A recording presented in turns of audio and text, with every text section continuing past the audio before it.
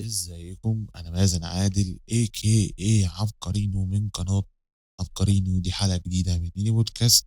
بعمل محتوى على الانترنت في منصات كتير، فروح تابعني هتلاقي حاجات حلوة ان شاء الله يعني تنزل قريب. دي الحلقة رقم 5 على ما اعتقد من ميني بودكاست، الحلقة اللي انا خصصتها للأسئلة. انا بقالي 4 حلقات بتكلم وما عنديش جمهور كبير، بس يعني بحاول ان انا ابني كوميونتي حلو في اليوتيوب، لان انا بحب يوتيوب جدا جدا جدا. انا شخص يوتيوبي من زمان. صوتي واطي شويه معلش، لان الحلقه دي انا كنت سجلتها الصبح، ولكن انا طلعت حذفت كذا تيك اللي انا خدتهم وكانوا المفروض يتحطوا. بسجلها الساعه 3 الفجر، مش عايز صح الناس يعني، وما عنديش عزله او حاجه عشان اقعد ازعق براحتي واتكلم براحتي. انا بتكلم دلوقتي مع نفسي، وانا شايف ان انا بتكلم مع نفسي لان لسه ما فيش جمهور كبير، بس قشطه تمام زي الفل يعني. وفي ناس بحس ان هي بتسمع ومتردده ان هي تكتب كومنتات. يعني اتمنى ان انتوا تكتبوا كومنتات وتعرفوني ان انتوا موجودين. اقبل ده جدا واحب ده جدا، ونقعد نتناقش نفتح مواضيع. انت عندك حاجه عايزنا نتكلم فيها، يلا بينا. يمكن انت شبهي في حاجات كتير، تعالى احكي، قول حاجه، تعالى نتكلم وكده. فالحلقه دي حلقة الأسئلة أو الحكاوي عموما بتاعت الناس. آه في منها شوية تحس إنه مترابط، أو حاجات كتير فيها كمان تحس إنها مترابطة ببعض. هنقعد نتكلم فيها. وهي كويسة جدا يعني. وبرضو أنا بذكر نفسي بالحوار ده. أول حاجة، في بنت، أنا مش هقول أسامي، تمام. البنت دي بتقول إن هي شغالة في كول سنتر، وبتحاول تتعلم الحاجة اللي هي بتحبها، كتابة المحتوى أو إن هي تصنع محتوى على الإنترنت. بتقول إن هي عايشة بشخصيتين أو حياتين يعني. الحياة الأولى والشخصية الأولى اللي هي البنت بتاعت الكول سنتر، اللي لازم تبقى بتتكلم بنمط معين وشكله تحسه مصطنع وهكذا. لسه من شوية كنت بتكلم خدمة العملاء، واحد بيكلمني بقرف الدنيا. هو الله يكون في عونه، بس يعني حاول ان انت تتكلم بطريقة لذيذة، عشان انا جاي لك بمشكله. ما هو افرض انا جيت، انا شخص عصبي ضايقتك، زي يا عم اتكلم كده، انت هندل الموضوع، ما تحسسنيش ان انت قرفان يعني. مالناش دعوه بدي. هي بتقول هي بعد الشغل بتحاول تتعلم الحاجه اللي هي بتحبها، بس الموضوع صعب لان هي الشغل كله بياخد وقتها. هي بتبقى قاعده فتره طويله جدا لابسه سماعات وبتتكلم مع العملاء، والموضوع صعب بشكل مش طبيعي، خصوصا لو دخل لك حد مش كويس، حد ما بيفهمش، بيدخل يشتم على طول ويزعق وهكذا وكده يعني. هي بتقول ان هي خايفه انها تفضل كده في الحياه دي لحد ما تنسى الحياه التانيه بتاعتها، ان هي عايزه تعمل محتوى على الانترنت وتعمل الحاجه اللي هي نفسها فيها. انا بحس ان اسوأ حاجه في الموضوع ان هو ده الشغل الروتيني ده، اللي هو حاجه مش على اللي بتبقى على هوا الشخص يعني. بحس ان هي بتستهلك الشخص ده، بتستهلكه مرة ورا التانية. انا بشتغل الحمد لله يعني في الحاجة اللي انا بحبها ومستمر على كده، تمام. بس شفت شوية في حاجة، يمكن برضه هي في نفس الفيلد التقني وبتاع، بس برضه مش دي، مش انا مش ده اللي انا عايزه. انا دلوقتي انا دخلت في حتة عايز استمر فيها، فانت سيبني على نفس التراك ده. حتى لو الموضوع انت مش شايف فيه نتيجة، بس انا اللي شايف، انا اللي بحلل الارقام، انا اللي بشوف، انا اللي بعرف المنصة دي بتقول لي ايه. انت مش شايف حاجة، انت نظرتك سطحية جدا. فممكن انت عشان تحلّي المشكلة دي بشكل مؤقت، أنتم أكيد عندكم إجازات، فأنتِ في الإجازات دي ضبّطي الوقت بتاعها إن أنتِ تقدري تقعدي وتذاكري الحاجة دي وتطلّعي منها content ينزل على النت. الحوار ده يخلّيكِ مرّة ورا مرّة تتغلّبي على الشخصية بتاعة الcall center دي. أول لمّا ييجي لِك دخل من الحوار أو أول لمّا تلاقي الموضوع بييجي في فايدة، خلاص نهتم بيه زيادة، ولكن مش من البدري أوي يعني. يعني أنا لو باعمل محتوى، أنا هافضل أعمل محتوى، ولكن هاشتغل شغلانة تانية، عشان أنا عارف إن المحتوى أنا لسه بدري عشان أقدر أوصل للحاجة اللي تخلّيني أنا صانع محتوى بس، ما أعملش غير حاجة بتاعة صناعة المحتوى دي. أنا قاعد قدام الكمبيوتر، قاعد باسجّل فيديوز، قاعد بامنتج ليّا وحلقاتي وحاجتي، وفي تعاونات مع ناس أو باستريم أو وكده يعني. في حد تاني بيتكلم بيقول إن هو عايز يبدأ صناعة محتوى، بس الناس اللي حواليه شايفاه إن هو بيضيّع وقته. فهو بيقول أنا مش أنا إزاي أكمّل وحاسس إن الناس شايفاني باضيّع وقتي عشان أنا باتكلم لوحدي، ما عنديش جمهور وكده يعني، وبيقولوا أنت عبيط، إيه اللي أنت بتعمله ده وهكذا. أنا عايز أقول لك إن أي بداية لصانع محتوى هي كانت كده، هي أنت قاعد بتكلم نفسك. أنا بدايتي في صناعة المحتوى على يوتيوب كانت نفس الحوار ده، بس أنا كنت اللي هو أنا عايز أعمل زي واحد بيعمل فيديوهات تقنية، فأنا عايز أقلد الراجل ده، أو مصر كلها أو الدول العربية كلها عايزة تقلد الراجل ده، لأن الراجل ده قدر يكسب الناس بسرعة. جيت في الستريمينج أمّا اشتريت الكمبيوتر الجديد، أنا باتكلم دلوقتي وأنا داخل بقى أعمل ستريمات وبتاع، أنا ما فيش غير واحد بيتفرج عليّا، مين هو؟ bot موقع بيحطه، مش أشخاص كمان. فضلت قاعد أنا قاعد باكلم نفسي، لحد ما 2 يوتيوبرز أنا متابعهم دخلوا اتفرجوا عليّا وخرجوا، واختفوا، ما جوش تاني. بس خلاص هو أنا عرفت آآ إن جالي الدعم من دول، أنا ممكن لو استمريت الموضوع يمشي. وكذلك في يوتيوب لو أنت عايز تبدأ يوتيوب زي ما أنت بتقول، يوتيوب مرّة واحدة هتلاقيه جايب لك دعم كده وشوية ناس بتتفرّج، بس أنت كده هو بيقول لك كمّل، ادخل بقى، استمر، ما توقّفش، ما توقّفش حرفيًا. يعني أنت لو شايف إن الموضوع عبط، الناس بتتريق، ما أعرفش إيه، سيبهم يتريقوا، أنت برضه اللي هتبدأ تتابع الأرقام، تعرف الحاجة دي تنزّلها إمتى، الحاجة دي تعمل إيه، ما أعرفش إيه، العنوان الفلاني، الthumbnail الفلاني، أنت محتواك إيه. أنت ممكن تكون بتلعب في الحتّة الغلط، يعني مثلًا أنت راجل بتعمل محتوى تقني، ممكن ما يكونش المحتوى التقني بتاعك، أنت ممكن تكون أنت لايق في القصص الentertainment مثلًا الحاجات الكوميدية، أمّا تدخل تعمل react على حاجة، أنت ممكن أصلًا توظّف الreact في التقنية مثلًا، تجيبك عادي يعني. أنا بدايتي كانت وحشة، ومع الوقت بدأت تيجي ناس تتابعني، فأنت حُطّها كده، بدايتك كده وحشة، وعادي جدًا هتقعد بعديها في المستقبل ترجع تبُص لفيديوهاتك دي، تقول إيه الفيديوهات السيئة دي، وعادي والله العظيم أنا لمّا باشوف كده باضحك واقول يا لهوي أنا كنت بالطريقة دي، بس بعد كده باتبسط تمام. ده اللي وصّلني للي أنا فيه دلوقتي، اتعرّفت على صُناع محتوى، اتعرّفت على ناس مش عارف إيه، اتعرّفت على إيه، هم اللي خلّوني كده.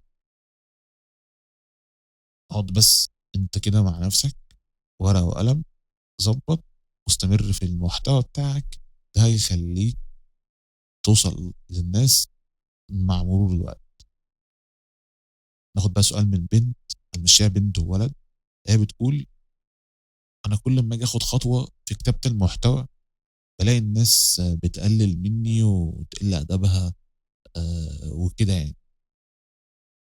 يعني هي مش لاقية حد محترم يشجّعها في كتابة المحتوى اللي هي بتعمله، تكتب قصص وكده يعني. أنا من وجهة نظري باقول إن طالما أنتِ بتحاولي، أنتِ في ناس هتلاقيها موجودة في حياتِك هي متضايقة، يعني هي هتشتمِك، هي هتكره لِك الخير عمومًا، لإن هُم واقفين في مكانهم ما بيتحركوش، هُم في وظيفة معيّنة، هُم في أيًا كان اللي بيعملوه هُم ثابتين فيها.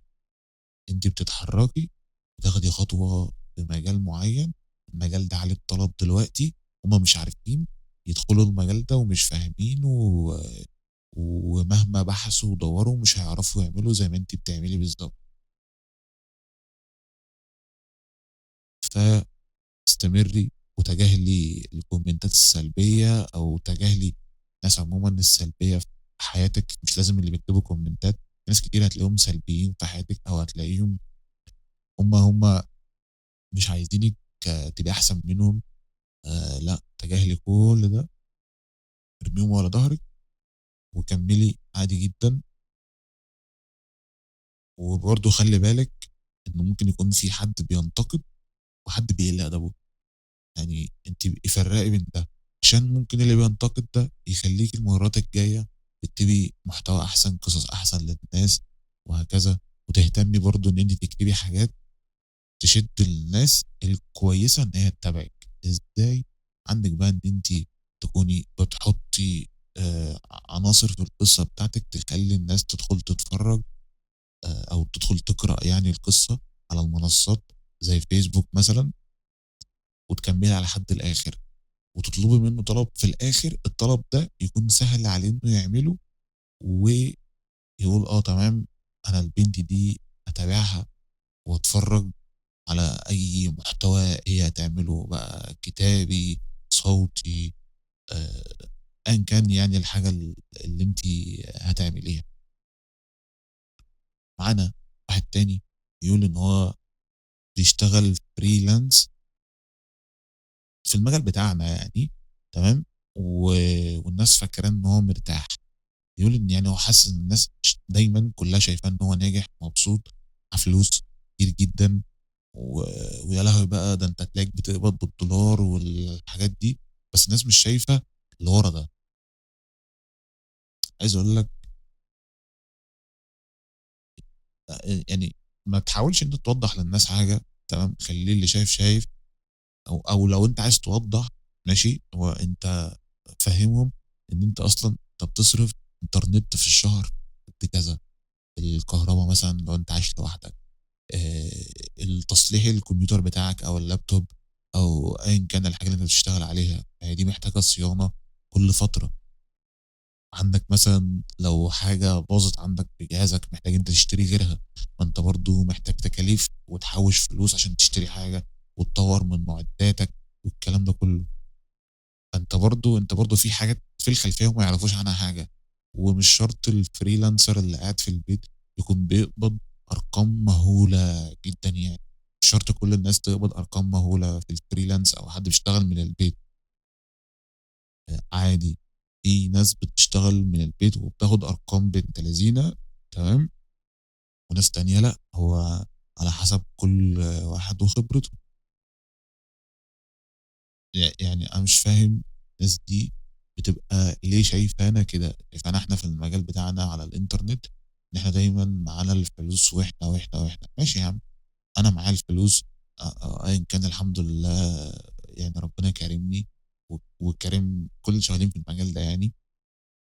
أنت ما لكش دعوة، أنت ليه تدخل في حياتي أو أنت عايز تعرف كذا أو تقعد بقى تنُق وتقول ياه بقى ده اللي بيقبض بالدولار وده اللي بيعمل أو ده اللي مش عارف بيعمل كذا، يا لهوي ده أنت عندك مش عارف إيه، أنت معاك شاشتين، أنت عندك في ناس ممكن تبُص لك بأتفه الحاجات، وبس عشان أنت راجل freelancer وبتشتغل مثلًا أي حاجة من البيت، اعمل زيي يا عم. جرّب تعمل زيي، أنت ما تعرفش اللي إحنا بنمُر بيه، الواحد ضهره وجعه من كتر القعدة، ما أعرفش مين بيتعالج فين والّا مين بيعمل إيه، اللي بياخدوا أدوية مش عارف إيه، اللي بياخدوا مهدئات، اللي عنده ADHD، اللي عنده يعني في كمية بلاوي باشوفها الناس أصحابي اللي شغالين في نفس المجال، يعني إحنا ربنا يكون في عوننا كلّنا يعني. خلّيهم هم كده بصراحة يعني خلّيهم تعبانين بجد، تعبانين في دماغهم. بنت بتقول هي بتحب الكتابة زي البنت اللي قبليها وكده، وما حدّش بيقرا اللي هي بتكتبه ده. زي ما أنا قُلت للبنت اللي قبلِك، الحاجات اللي أنتِ بتكتبيها شوفي صياغتها عاملة إزاي، وهل دي هتشد الناس والّا لأ. وممكن تعملي الكلام ده مع صحابِك، أقرب الناس ليكِ، قولي لهم بُصّوا أنا هابعت لكم كذا، واقروا الكلام ده، إيه اللي شدّكم فيه وإيه اللي ما شدّكوش. هتقول لِك اللي شدّني في الحتّة الفلانية كذا، كذا، كذا، لأ دي محتاجة أنتِ تضبّطيها عشان تبقى أحسن أو ما أعرفش إيه وهكذا، وتكتبي الحاجات من قلبِك، ما تبقيش عاملة زي الروبوت مثلًا أو يعني الAI عمومًا أو تاخدي من الAI حاجة وتروحي معدّلة عليها ويالّا إحنا كتبنا قصة وعملنا أيًا كان. لأ، طلّعي اللي في قلبِك للناس وده هيبقى زي الفل. في ناس بتقعد تكتب بال5000 كلمة على على الفيسبوك وبيخلّينا تشد أدخل أقرا الكلام ده، يالّا بينا أنا مبسوط، أنا عايز أتفرّج أسكرول كده وأنا باقرا أنت بتحكي قصة أو كذا، أو كذا، عشان أشوف بعديها بقى أنا أكتب لك comment أو أتفرّج على الcomments مثلًا. يعني الحاجات دي أنا باتبسط بيها. باحب الكتابة عمومًا، أي حد بيكتب أو أي حاجة ما فيهاش brain rot. ارجع لحلقة التعفن الدماغي أول حلقة، ما باحبش أي حاجة فيها تعفن دماغي يعني. عشان كده تلاقيني باعمل فيديوهات يوتيوب، باتفرّج على يوتيوب وبودكاستات بالساعات وحلقات طويلة. يعني الدوبامين السريع ده مش عندي الصراحة يعني. حكاية واحد بيقول الناس فاكراني إن أنا فرفوش جدًا يعني واجتماعي وباسافر وباعمل ومش عارف إيه، بس هو مُنهك، مُنهك جدًا يعني. هو عايز إن هو يعمل يعمل نسخة منّه يكلون نَفْسه للناس عشان عشان يعني إيه، اللي هو يالّا بقى خدوا أنتم النسخة الفرفوشة وسيبوني أنا عشان أنا تعبان بجد يا جدعان. إحنا تقريبًا كُلّنا فينا نَفْس الحوار ده، بما إن أنت برضه شخص من نَفْس المجال ومش عارفين نعمل إيه. يعني بجد أنا متابع بنت على الي على ال على الفيسبوك، رغم إن هي بتبقى باين في بوستات بتفرفش وتعمل وتورّيك أحدث الحاجات وما أعرفش الحاجات اللي بس لأ، هي مش كده تمامًا. هو الback story لأ، صعبة. اللي متابعها من سنين السنين هو عارف إن دي مش الفرفشة اللي إحنا بنشوفها دلوقتي. ده في حاجات نفسية كتير وحاجات وحشة كتير هي مرّت بيها. بس هي بتحاول إن هي تورّيك الجزء الفرفوش وتورّيك آآ شغلها بشكل كوميدي وحاجات هزار وكده، عشان بس تعدّي الليلة يعني.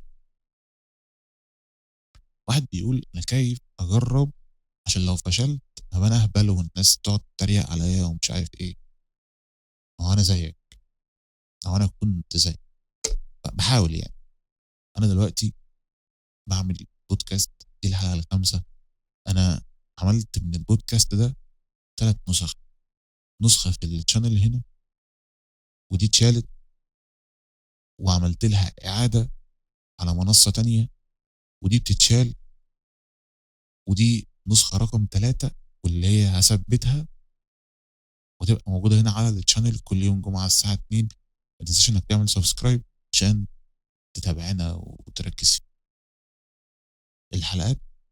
أنا قُلت مش هاوقّف البرنامج، هارجع أعمله تاني، فيا صاحبي خُد الخطوة.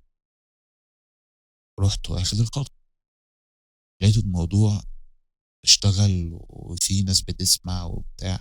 أي نعم ما فيش كومنتات كتير بس قشطة تمام. خلاص إحنا بقى هنستمر عشان ما قدّام هالاقي حد بيتكلّم بيقترح عليّا أتكلّم في كذا أو أعمل كذا. وهكذا، أنا عايز كده.